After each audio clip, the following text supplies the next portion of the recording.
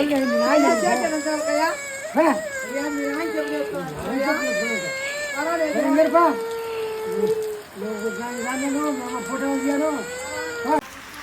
అండి. ఇక్కడ మా అవ్వ చెప్పులు కనపడక మా తాత చెప్పులు వేసుకోమందండి. మా తాత అలా వెళ్తా వాన పడుతుందనేసి అక్కడ మా హస్బెండ్ చెప్పులు ఉంటే వేసుకున్నారండి. వాడు చూడండి వాళ్ళ నాన్న చెప్పులు వేసుకున్నారని వాళ్ళ అయ్యని ఎలా తంతున్నాడో.